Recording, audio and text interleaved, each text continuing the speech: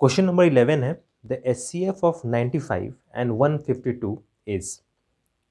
Previous classes में हम लोग MCQ के प्रॉब्लम्स को देख रहे थे। RD शर्मा के MCQ प्रॉब्लम्स जो है उसको हम लोग सॉल्व कर रहे थे। क्वेश्चन नंबर 1 से लेकर 10 तक हम लोग सॉल्व कर चुके थे। आज क्वेश्चन नंबर 11 से लेकर 15 तक को हम लोग सॉल्व करेंगे। प्रॉब्लम 11 है the HCF of 95 and 152 is. तो ये 4 ऑप्शन दिया गया है, इसी में से कोई एक करेक्ट ऑप्शन होगा जिसको हम लोग को सिलेक्ट करना है। तो प्राइम फैक्टराइजेशन मेथड से इसको सॉल्व करेंगे। सबसे पहले 95 को हम लोग प्राइम फैक्टराइजेशन से क्या लिख सकते हैं, 5 और 19। ठीक है, इसको लिख सकते हैं 5 मल्टीप्लाइड बाई 19। ये हो गया प्राइम फैक्टराइजेशन से 95 को हम लोग इस तरह से शो कर सकते हैं। सेकंड क्या है 152, इसको भी अगेन प्राइम फैक्टराइजेशन से सॉल्व करेंगे। तो ये क्या हो जाएगा 2 7 14, 2 6 12। अगेन 2 से सॉल्व कर सकते हैं।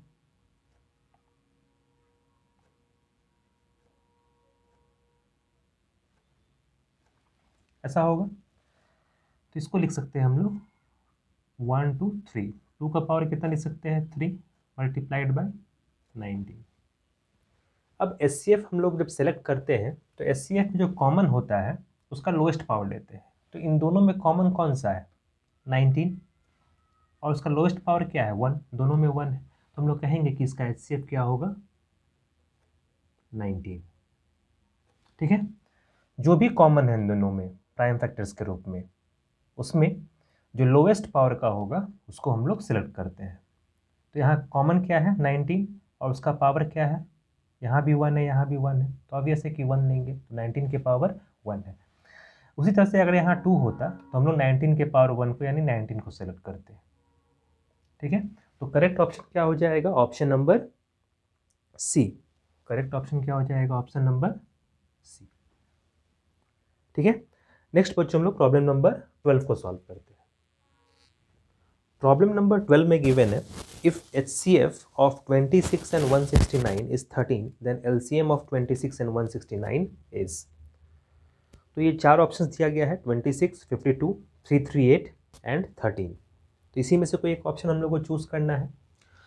तो 2 नंबर्स दिया गया है 26 और 169। इसका HCF क्या दिया गया है 13। हम लोग जानते हैं एक नोन प्रॉपर्टी जानते हैं हम लोग, HCF multiplied by LCM equals to product of numbers होता है। ये बात हम लोग जानते हैं, किन्हीं 2 नंबर्स के लिए HCF multiplied by LCM product of numbers के बराबर होता है। हम लोग को फाइंड क्या करना है LCM।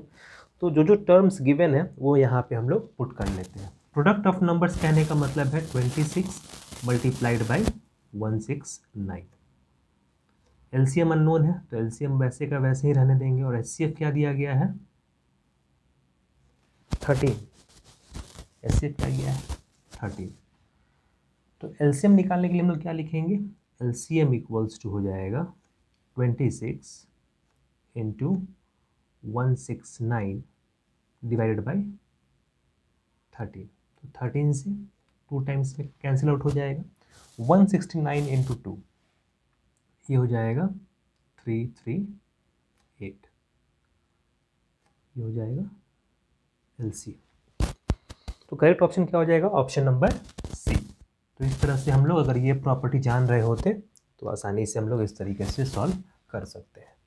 तो ये फॉर्मूला के रूप में याद रखना है कि HCF मल्टीप्लाइड बाई LCM क्या होता है प्रोडक्ट ऑफ नंबर्स में।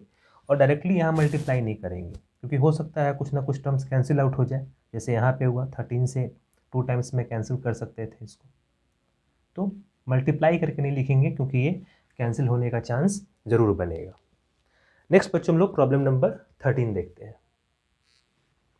Problem number 13, if a equals to 2 के power 3 into 3, b equals to 2 into 3 into 5 and c is given as 3 के power n into 5 and LCM of a b c is given as 2 to the power 3 into 3 square into 5 then n equals to.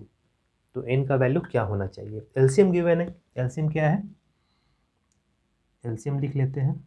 LCM जो है वो दिया गया है 2 के power 3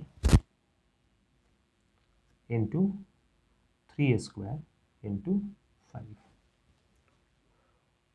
2 के power cube into 3 square into 5। तो n का वैल्यू पूछा जा रहा है। n कहाँ पे है, तो c इक्वल्स टू 3 के पावर n इंटू 5। तो c का वैल्यू क्या है, 3 के पावर n इंटू 5। तो इस n का वैल्यू पूछा जा रहा है।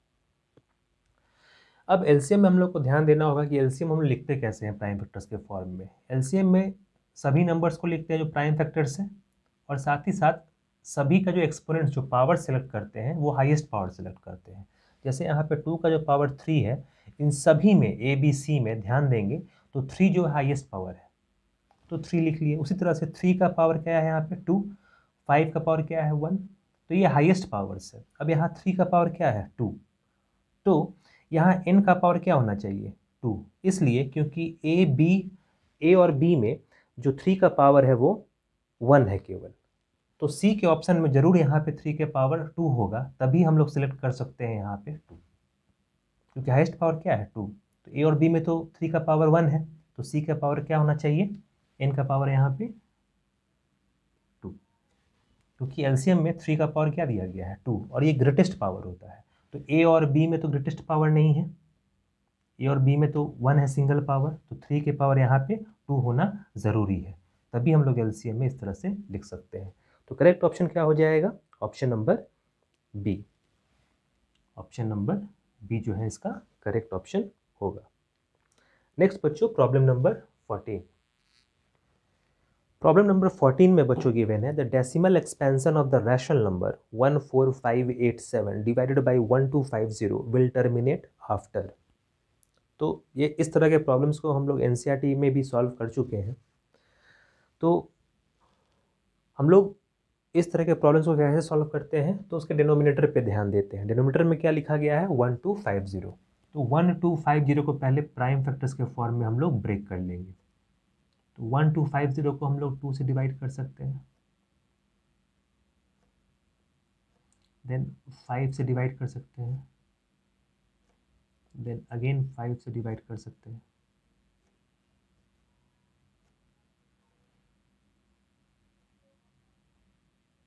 ठीक है, तो 1250 को हम लोग क्या लिख सकते हैं 2 के पावर 1 इंटू 5 के पावर कितना हो जाएगा 1 2 3 4। अब हम लोग जानते हैं कि कोई भी रैशनल नंबर कितने डेसिमल के बाद टर्मिनेट करेगा, वो ये डिसाइड करता है कि 2 और 5 का हाईएस्ट पावर क्या है। ठीक है, 2 और 5 का जो हाईएस्ट पावर होगा उतने ही नंबर के बाद वो टर्मिनेट कर जाएगा, डेसिमल के बाद उतना ही अंक होगा। तो यहाँ 5 के पावर क्या है 4, यहाँ 1 है, तो 1 और 4 में कौन बड़ा है 4, तो हम लोग up to 4 places of decimal लिखेंगे, यानी करेक्ट ऑप्शन क्या हो जाएगा option number D, 4 places of decimal. ये तो कंडीशन है कि कोई भी रैशनल नंबर टर्मिनेट करेगा या नहीं करेगा, इस बात पे निर्धारित किया जाता है कि डिनोमिनेटर को इस फॉर्म में लिख सकते हैं कि नहीं। पहले तो ये कंडीशन है कि 2 के पावर m और 5 के पावर n के फॉर्म में लिख सकते हैं कि नहीं। कितने अंक के बाद वो टर्मिनेट करेगा वो ये डिसाइड करेगा कि इन दोनों के पावर में कौन बड़ा है, तो बड़ा कौन है 4, तो ऑप्शन नंबर डी जो है 4 प्लेसेस ऑफ डेसिमल, यानी डेसिमल जो भी होगा जब इसको डिवाइड करेंगे तो डेसिमल के बाद कुछ इस तरह से 1 2 3 4 ये 4 अंक होगा इस तरह से। ठीक है, डेसिमल के बाद 4 अंक होगा। नेक्स्ट बच्चों प्रॉब्लम नंबर 15। प्रॉब्लम नंबर 15 में बच्चों गिवन है if p and q are को prime numbers then p square and q square are. ये काफ़ी आसान सवाल है। जैसे p और q दो को प्राइम नंबर्स है। को प्राइम नंबर्स कहने का मतलब है कि p और q जो है अब कैंसिल आउट नहीं होगा, ये लोएस्ट फॉर्म में। लोएस्ट फॉर्म में कहने का मतलब मान लेते हैं कि ये p का वैल्यू कितना रख दिए 3 और q का वैल्यू कितना रखें 5, तो ये को प्राइम नंबर्स है, अब तो कैंसिल आउट नहीं होगा। तो कहता है कि p स्क्वायर और q स्क्वायर में क्या रिलेशन बनेगा, क्या वो भी को प्राइम नंबर होगा, तो बिल्कुल होगा, क्योंकि 3 का स्क्वायर और 5 का स्क्वायर करेंगे तो ये क्या मिलेगा 9/25, 9 और 25 मिलेगा, ये भी आपस में कैंसिल नहीं होगा, ये आपस में क्या है, को प्राइम। तो ऑप्शन नंबर ए सही होना चाहिए। ठीक है, इस तरह से कोई भी एग्जांपल ले हम लोग, पी के जगह पे अगर 5 ले, क्यू की जगह पे 7 ले, तो अगेन को प्राइम नंबर्स ही मिलेगा। ठीक है, तो इस तरह से हम लोग इसको सॉल्व करेंगे।